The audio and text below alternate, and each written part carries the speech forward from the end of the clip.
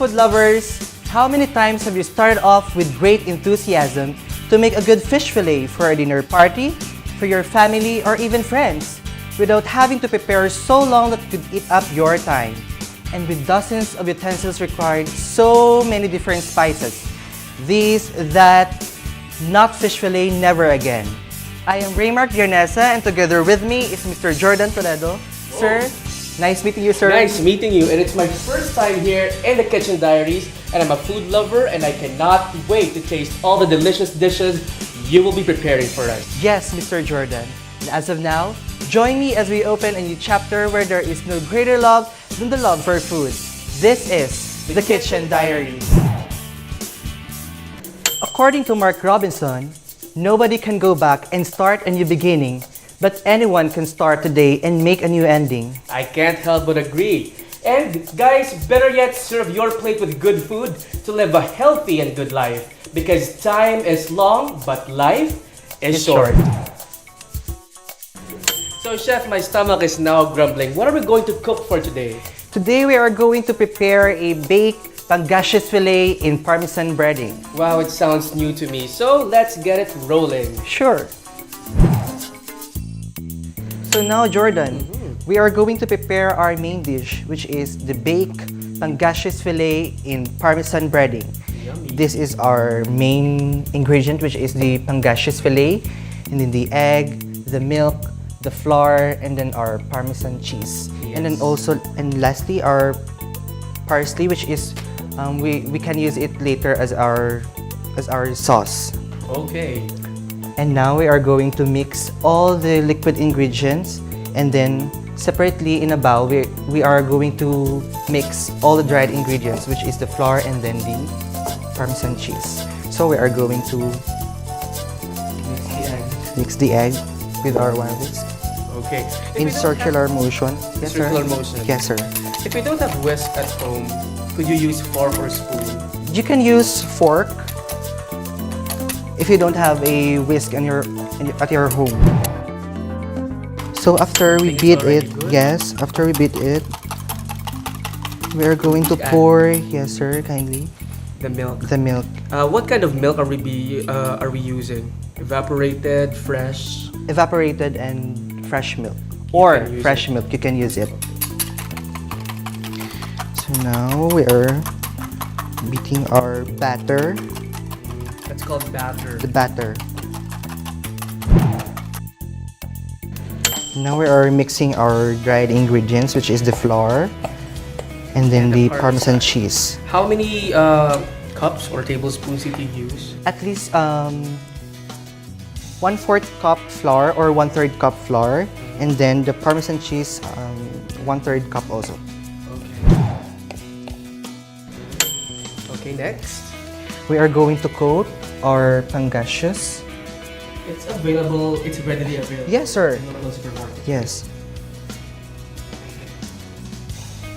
To coat it with our batter. Get our spoon.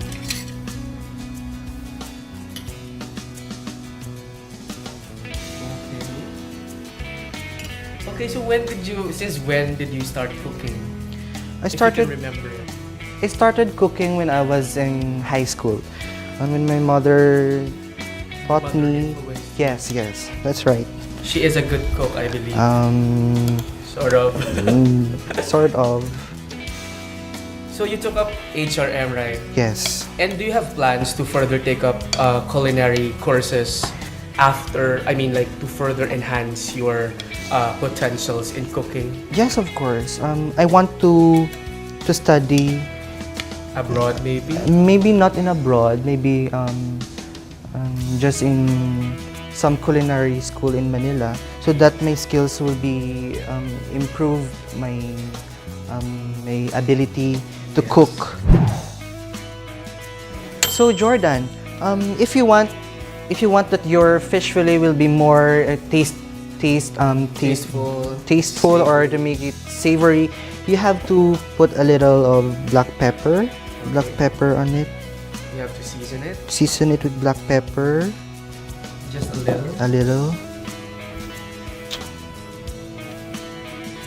You have to season it with black pepper.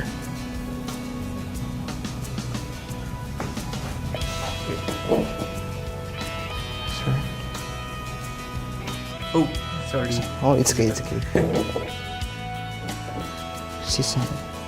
And then, Next. sir, could you put a little rosemary? Rosemary.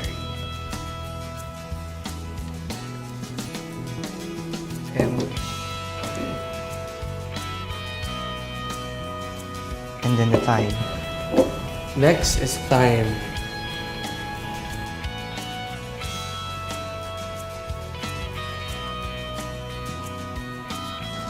Yeah. Okay.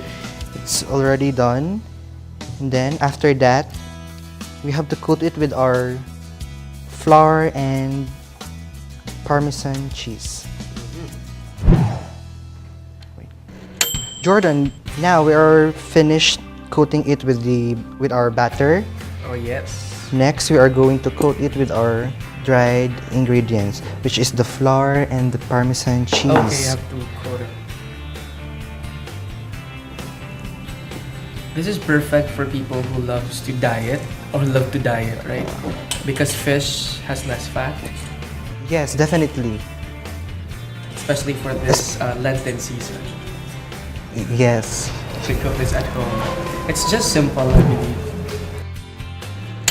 So now, Jordan, we are done already coating our Pangasius fish Yes. with our butter and our flour and also our Parmesan cheese. We are now going to put it in our baking pan. Alright. So we're going to brush it with our olive oil so that the fish won't stick on it. Okay, so if you did not have olive oil at home, would you use margarine or butter? Yes, you can use butter or margarine as well. And then we have to lay our Pangasius fillet. How many minutes will we bake our pangasius? For baking, you have to preheat the oven first, 250 to 300 degrees Fahrenheit, and then you have to bake it for about 20 to 25 minutes. Okay. Okay, so chef, we are now ready for baking. Yes, Jordan, so now we are going to put it in our oven. Our preheat oven. Yes. Okay.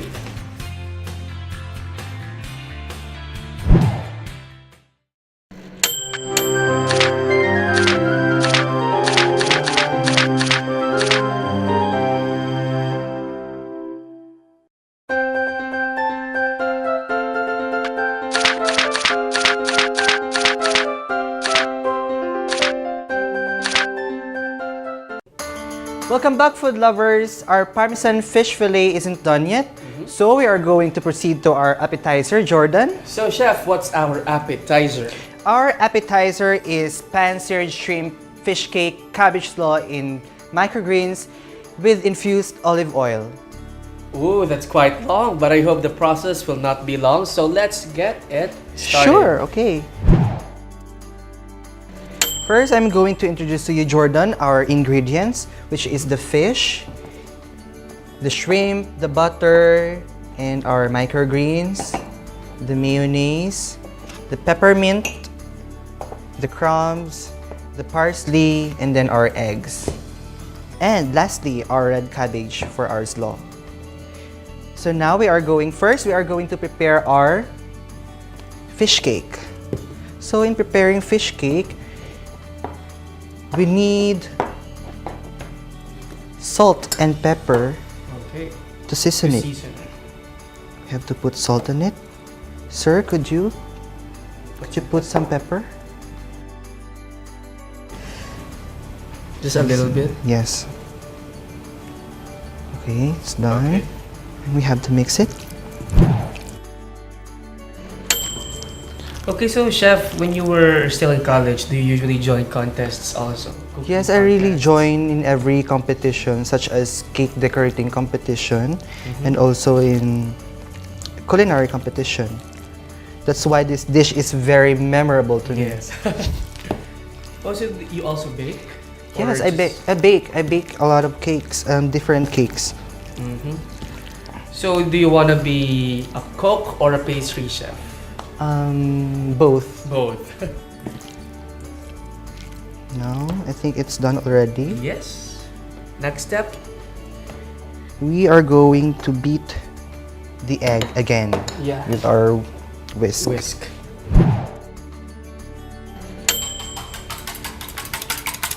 This is already good. Yes, it's already done. All right. Now we're gonna make a fish cake.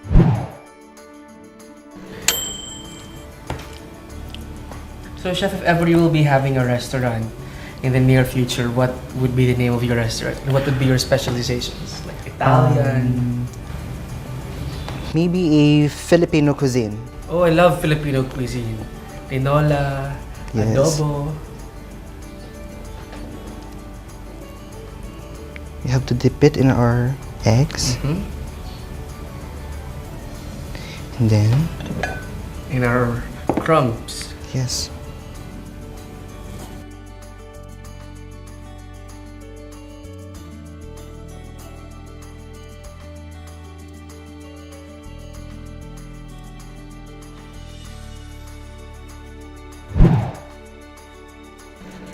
So now our fish cake is already done. We are going to fry it. Yes. We have to put butter on it Just on a low. in a Low low fire. pan.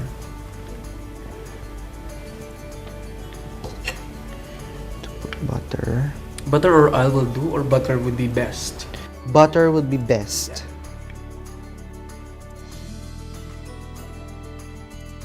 If you want less fat, you use butter. Okay. Because butter has a less fat than the vegetable oil. Oh. So let it melt. Okay, the butter has melted. Yes, and now we are going to fry our fish cake.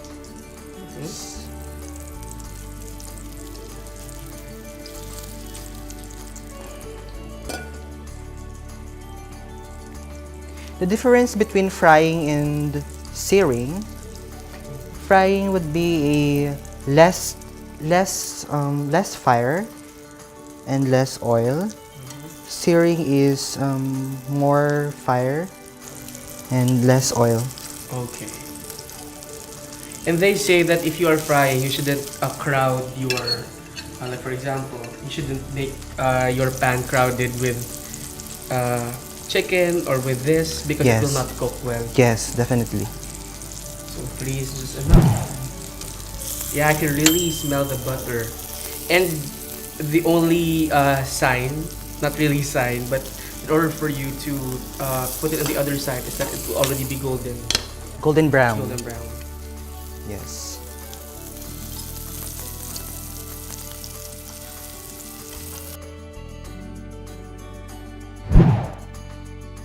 I think the fish is done already. Yes. We have to separate it. We have to put it in our plate. And we have to plate it later.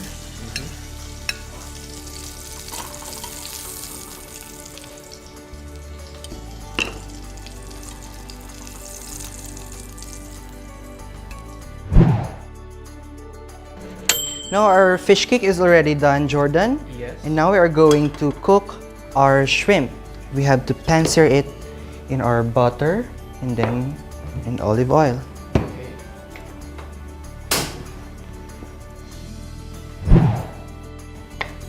Now we can put our olive oil.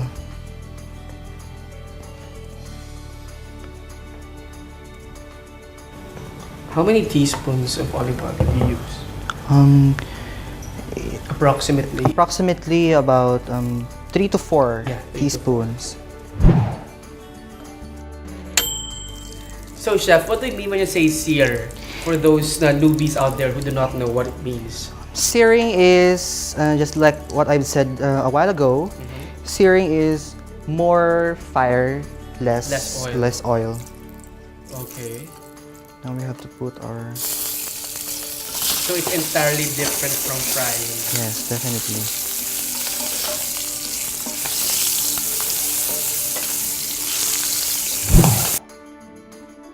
Okay, Jordan, we are done already with our fish cake and our pan-seared shrimp. Now we are going to prepare our cabbage slaw. Yes, and I've noticed it's a different in color. What makes the red cabbage different from the other or from the local cabbage we see in the supermarket? Actually, it's not different with the local cabbage, but I think it's from the color itself. That's why. Okay.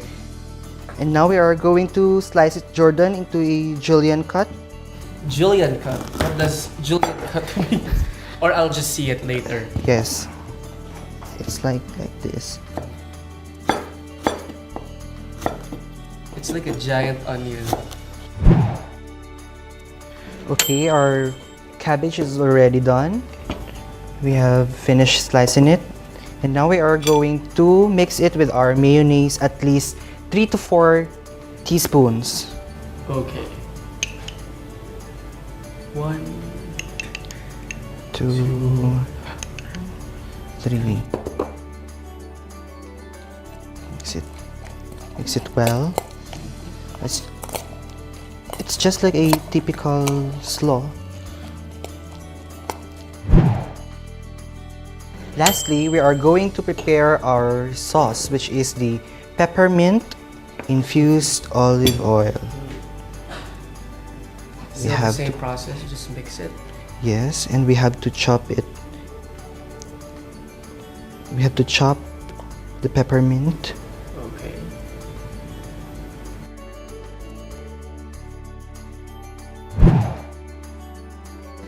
Finally, Jordan, Yes. our appetizer is already done. Now we are going to plate it. And that's what sets apart chefs from regular cooks because you know how to plate it well. Definitely. Unlike when we cook at home, it's okay if you'll just place it like that. But for chefs, you need to plate it excellently. Because To look chef, at they more- say the first part of our body that eats is not our mouth, but it's our eyes. The moment you see the food, you'll begin to eat it through your eyes, I mean, idiomatically speaking. And through your mouth, of course. Okay. Wait. We have to put our fish. Top with our fish cake.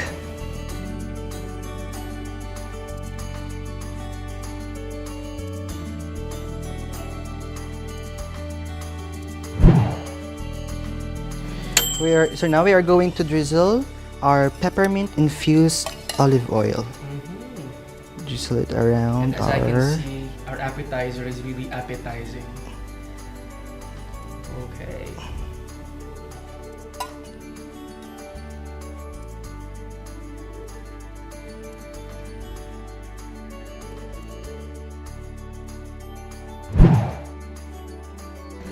Okay, so chef, is there a proper procedure when garnishing a dish, or do you have the prerogative of designing your own dish? Actually, when plating, you have to consider also the look, the color, and the texture of your desired dish. So it will look harmonious. Yes, and not definitely. just putting them all together. Like this, red ones first are violet, then the lighter colors. And, Yes. and the one you're adding is... The vinaigrette, Okay. the balsamic vinegar. So now we are going to top it with our microgreens. Now we're going to put it on top of our finished Okay. product. The microgreens is just for garnish, or does it add It adds flavor? also flavor and color, but it is usually used as a garnish. Okay, chef, we are now done with our appetizer, which is... The pan-seared shrimp, fish cake, cabbage slaw in microgreens with peppermint infused olive oil. Wow, perfect. So guys, here it is. Let's place it there first.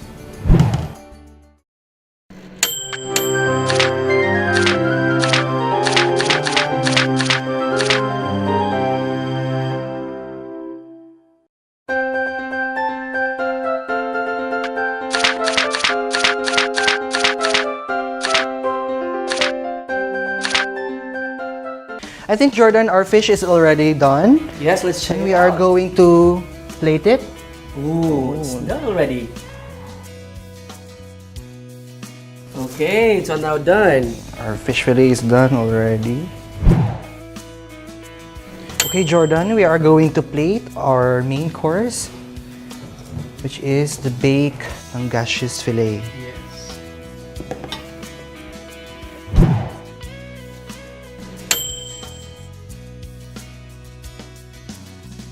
Next, we're going to cut it. Cut it. Okay. So you should cut very carefully because the fish is kind of soft. Easily Yes. break. We have to put it in our plate.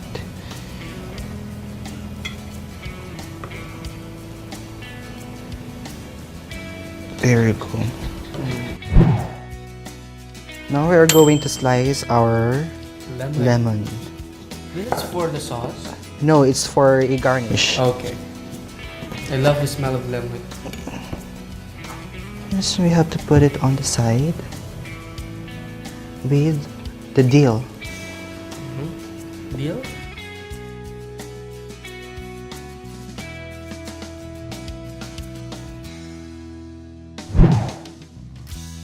Lastly, we are going to prepare our olive oil with minced parsley. We are going to mince our parsley. And when you say minced, you're going to chop it to the micro-est level. Yes. Now we are going to drizzle it with our minced parsley with olive oil. Almost there. And now we are almost done with our main course. Okay, Jordan, our main course is already done. Yes, and I can't wait to taste our main course.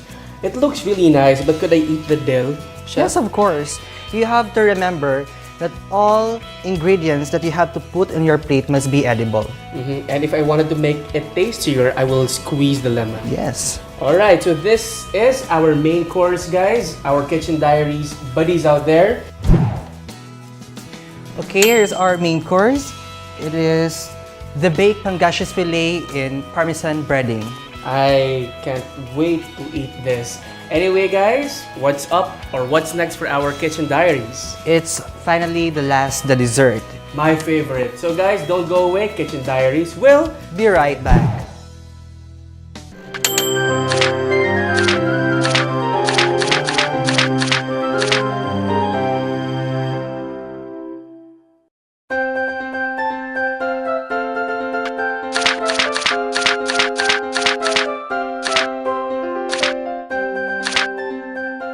Welcome back, food lovers. So we are now done with our appetizer and with our main dish. And it's now time for my most favorite part of all, the dessert. So Chef, what will be the dessert that you will be preparing for all of us? We are going to prepare a crema de frutas. And now, Jordan, I'm going to introduce to you our ingredients. This is the peaches, the cherry, the lychee, and then our whipped cream, gelatin, the sugar, and then the milk. First, we are going to prepare our gelatin. Okay.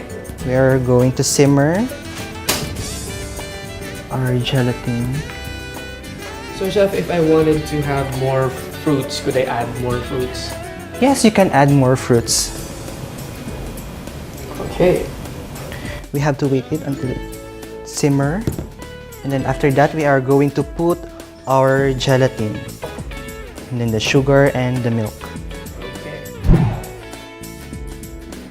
So now we are going to put our gelatin.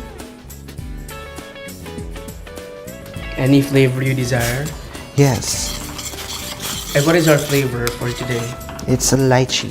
Okay. Lychee flavor.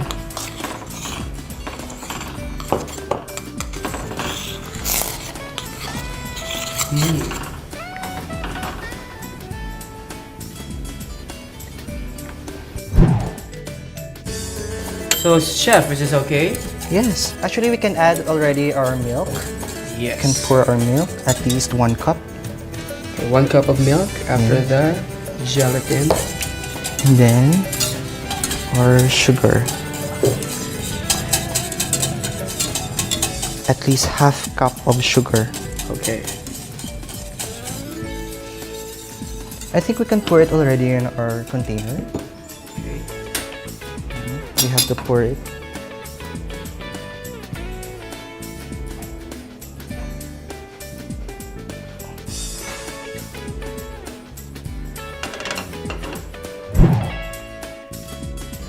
Next, we are going to prepare our whipped cream. Okay, so if you have a hand mixer at home, could you also use a hand mixer? Yes, you can use hand mixer. Okay, I think it's getting fluffier. It's getting fluffier. Okay, for now we are going to slice our gelatin into cubes.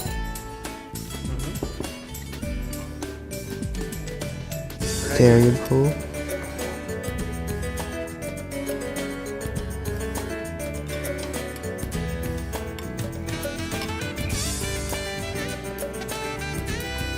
And then we are going to transfer our fruits.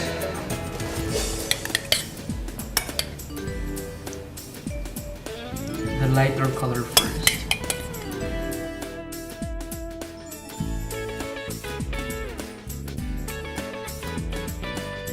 Okay. And the Our cherry. cherry.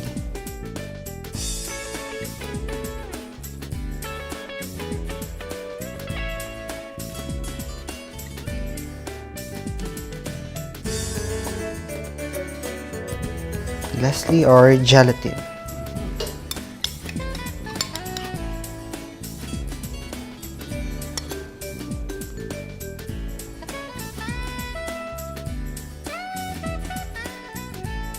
So in order for you to achieve this, you need to have a very attractive glass. Yes.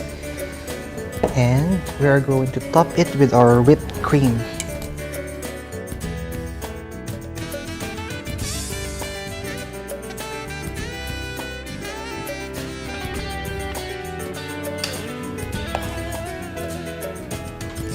And also you can add cherry on top.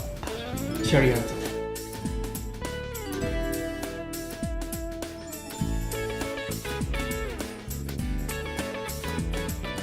And you can pour a little syrup of peach. Okay.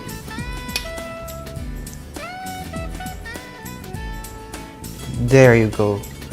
Alright. There you go, guys. Colorful, and I know this tastes sweet and just right after eating our main course and appetizer. Thank you very much for our dessert, chef. So there you have it, guys. Our dessert is already done, which is the crema de fruta. And that's all for now. And join us again next time for another challenging recipe, which we guarantee to make you very easy and simple for you. Always remember, when you say food, buy it with thought, cook it with care, use less wheat and meat, buy local foods, serve just enough, and use what is left. In short, don't waste it.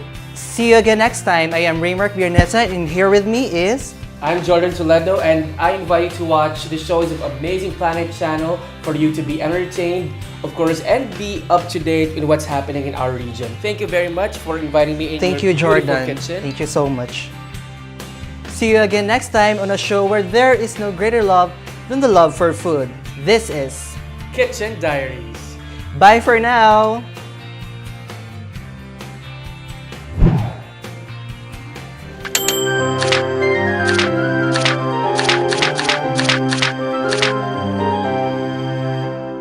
Having to prepare so long that could eat up your time.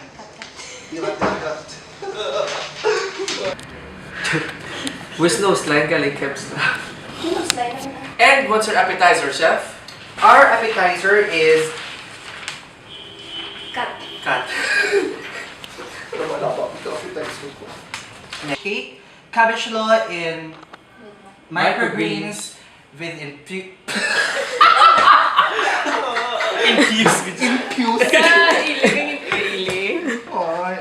It's of course time for dessert. And what's our dessert, chef?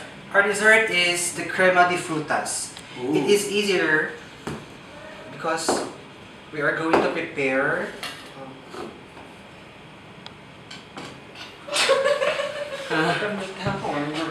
this is Kitchen Diaries. bye for now. Wow, it's really check and I managed.